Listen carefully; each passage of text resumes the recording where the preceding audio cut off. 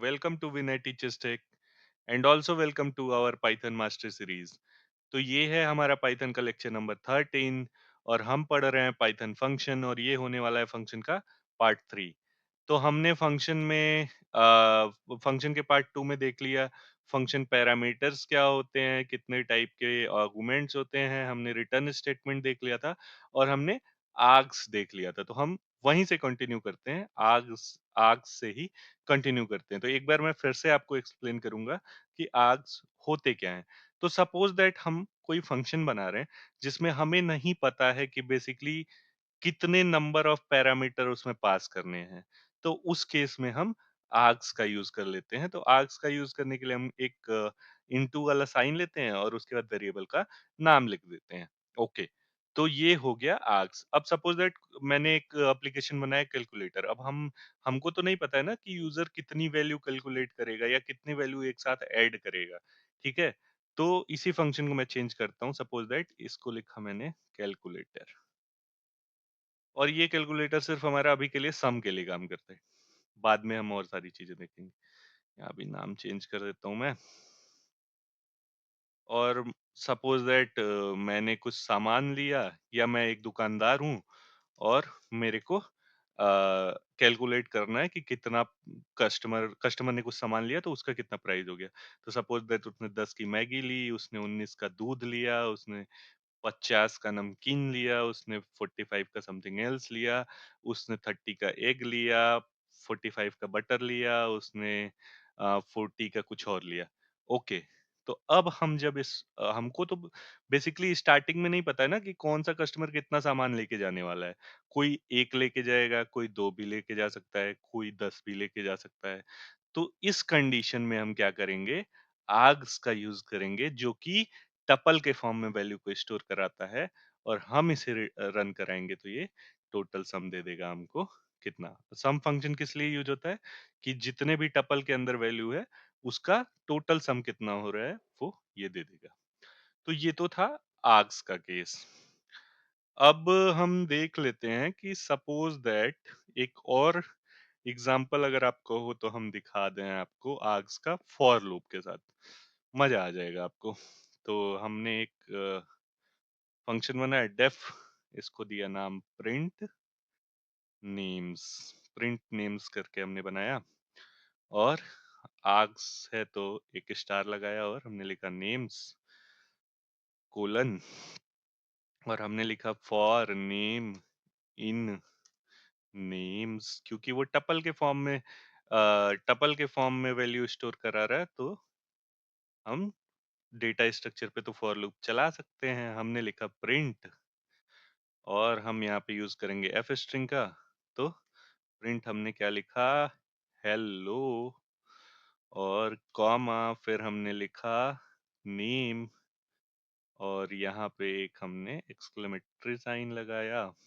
Okay, done, done जी done. ठीक है, अब हम कॉल कर देते हैं भाई फंक्शन को। फंक्शन का नाम है प्रिंट नेम्स। प्रिंट नेम्स, देख लूं स्पेलिंग चाहिए, हाँ तो हमने नेम्स दिया क्या क्या, राम, हमने नेम दिया श्याम, हमने नेम दिया पीटर और हमने नेम दिया अब्दुल। ठीक है, तो ये सारे नेम्स हमने दिए और अब इस फंक्शन को हम चलाते हैं और देखते हैं ये क्या करेगा।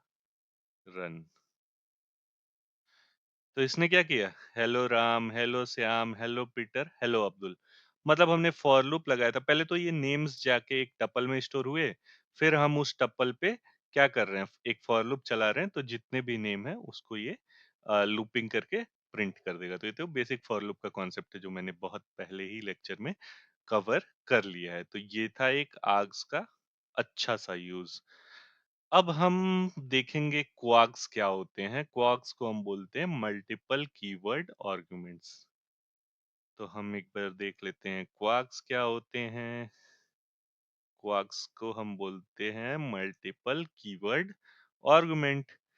तो क्या क्वार्क्स किस लिए होता है, क्वार्क्स यूज होता है, देखिए आर्क्स और क्वार्क्स में बेसिक डिफरेंस है कि आर्क्स तो वैल्यू जो ले रहा है वो टपल के फॉर्म में ले रहा है, एंड समहाउ क्वार्क्स क्या करता है कि all keyword argument into a dictionary, मतलब ये कलेक्ट करेगा सारे कीवर्ड आर्गुमेंट को एक डिक्शनरी के रूप में। तो ठीक है, एक एग्जांपल देख लेते हैं। मतलब वो टपल के फॉर्म में ले रहा था, ये डिक्शनरी के फॉर्म में लेगा। ओके, हमने लिखा सो इन्फो, मतलब इन्फो दिखा दो जी किसकी, तो क्वार्क्स बनाना है हमको। हमने वेरिएबल का नाम दिया डिटेल्स, लगाया कोलन, हमने लिखा फॉर, अच्छा डिक्शनरी पे फॉर लगाना है तो हमको की भी चाहिए, हमको वैल्यू भी चाहिए, फॉर की वैल्यू इन किसमें, तो हमको चाहिए डिटेल्स, इसमें डिटेल्स, एक सेकेंड, डिटेल्स डॉट आइटम्स। ठीक है, ये सारे हमने डिक्शनरी में कवर किए हैं। अगर आपको कोई कोई भी कंफ्यूजन हो रहा है तो आप देख के आओ एक बारी। ठीक है, तो अब हम लिखेंगे कि प्रिंट, और सेम एफ स्ट्रिंग फंक्शन का यूज करते हुए हम लिखेंगे, क्या लिखेंगे, हमने लिखा कि की को प्रिंट कराओ, पहले पहले कराओ की को प्रिंट, कोलन, और उसके बाद क्या प्रिंट कराओ, वैल्यू को प्रिंट कराओ, तो वैल्यू को प्रिंट कराओ। तो ऐसे नॉर्मल सा एक हमने ले लिया। अब चलते हैं नीचे जी। अब हम पास करेंगे इस फंक्शन में, सो इन्फो वाले फंक्शन में पैरामीटर्स देते हैं। तो हमने लिखा नेम, नेम है मेरा, sorry, name is equals to, हमने लिखा विनय। ओके, ये पैरामीटर अच्छा था। फिर एज दे देता हूँ मैं अपना, तो एज इज इक्वल टू 24, और कंट्री दे देता हूँ, तो मैंने लिखा country, country is equals to my beloved India, मैंने दिया इंडिया। अब इसको चला लेते हैं एक बारी। इसने क्या किया, तो ये बेसिकली क्या किया कि की और वैल्यू के पेयर में वैल्यूज को एक्सेप्ट किया। तो जहां आर्क्स हमारा टपल के फॉर्म में वैल्यू को एक्सेप्ट कर रहा था, वहीं क्वार्क्स हमारा क्या करेगा कि की और वैल्यू यानी कि डिक्शनरी के फॉर्म में वैल्यू को एक्सेप्ट करेगा। ठीक है, तो इसने नेम विनय प्रिंट हो गया, मतलब की, इसको की कंसीडर किया, इसको वैल्यू कंसीडर किया, सेम इसको की कंसीडर किया, इसको वैल्यू कंसीडर किया, इसको की कंसीडर किया, इसको वैल्यू कंसीडर किया। तो आई थिंक आर्क्स और क्वार्क्स का डिफरेंस आपको पता चल गया होगा। अच्छा, अब हम आर्क्स और क्वार्क्स को साथ में भी यूज कर सकते हैं, और मैं दिखा देता हूँ एक छोटा सा फंक्शन की हम कैसे यूज कर सकते हैं आर्क्स और क्वार्क्स को साथ में। तो हमने लिखा स्टूडेंट इन्फो नाम का एक फंक्शन बनाया।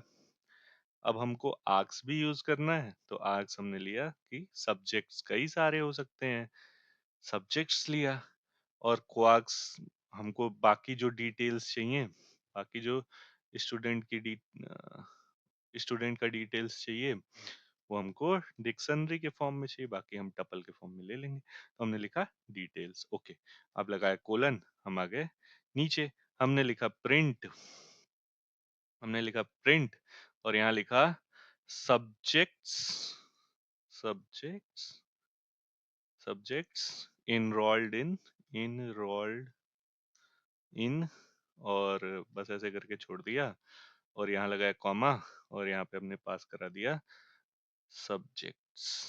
ठीक है ना, तो अपने आर्क्स को पास करा दिया हमने।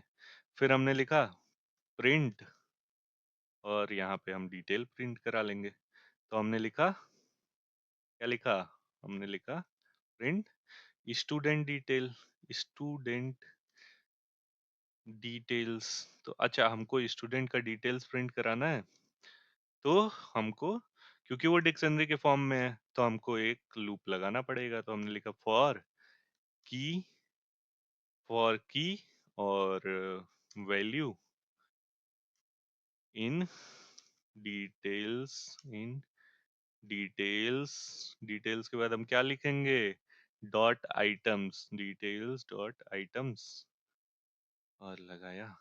फिर हम यहाँ पे अब लिखेंगे प्रिंट, और क्या प्रिंट, एफ स्ट्रिंग मेथड का यूज करेंगे, और हमने लिखा यहाँ पे की, कोलन, फिर यहाँ पे लिख दिया वैल्यू। बस जी, ये हमारा फंक्शन बनके रेडी है, रेडी हो गया। अब हम इसमें थोड़ी सी कुछ इन्फो देते हैं। तो स्टूडेंट इन्फो फंक्शन को कॉल किया हमने, और यहाँ पे हम पहले सब्जेक्ट्स दे देते हैं। तो ये पैरामीटर से पहचान लेगा। जैसे हमने लिखा मैथ्स, मैथ्स, और दूसरा सब्जेक्ट हम क्या दे देते हैं, हिंदी दे दिया, सपोज हिंदी। उसके बाद हम अब वो देंगे कि नेम, जो की वैल्यू में चाहिए हमको, तो जैसे नेम चाहिए तो नेम इज इक्वल्स टू हमने दिया, नेम इज इक्वल्स टू दिया विनय, और एज इज इक्वल्स टू दिया 24। बस इतना ही लेते हैं अभी के लिए। अब एक बार इसको चला के देखते हैं क्या हुआ जब हमने फंक्शन कॉल किया। तो इसने लिखा कि सब्जेक्ट इनरोल्ड इन, मतलब किस किस सब्जेक्ट में मैं इनरोल्ड हूँ, तो मैथ्स और हिंदी में। और मेरी डिटेल क्या है, मेरा नाम विनय है और एज क्या है, 24 है। तो इस हिसाब से हम आर्क्स और क्वार्क्स को एक साथ भी यूज कर सकते हैं। अब आ जाते हैं एक बार लैम्डा फंक्शन देख लेते हैं क्या होता है पाइथन में। Okay, lambda, lambda function. Okay, तो ये हो गया लैम्डा फंक्शन। अब सम टाइम क्या होता है पाइथन में कि मुझे चाहिए क्विक और simple function without def def keyword को लिखे बिना। तो हम लैम्डा फंक्शन का यूज कर सकते हैं। मतलब मुझे इतना तामझाम लिखना ही नहीं है, डेफ वेफ लगाना ही नहीं है, और इतना नहीं लिखना है भाई। कोई इजी तरीका हो तो बताओ, नहीं तो रहने दो। तो है ना जी। तो लैम्डा फंक्शन है जिसको हम वन लाइन एनोनिमस फंक्शन का नाम भी देते हैं। तो एक बार देख लेते हैं ये होता क्या है। तो हमने लिखा स्क्वायर इज इक्वल्स टू, ये फंक्शन का नाम हो गया, लैम्डा कीवर्ड का यूज किया, लैम्डा। और करना क्या है जी, एक वेरिएबल पास करा है एक्स, और एक्स के साथ करना क्या है ये भी बता दो, एक्स के साथ करना क्या है, सॉरी, हाँ, तो एक्स का स्क्वायर निकालना है जी। तो हमने लिख दिया एक्स इंटू एक्स। अब हमने लिखा प्रिंट, और यहाँ पे हमने लिखा स्क्वायर, और इस फंक्शन में पास करा दिया 5।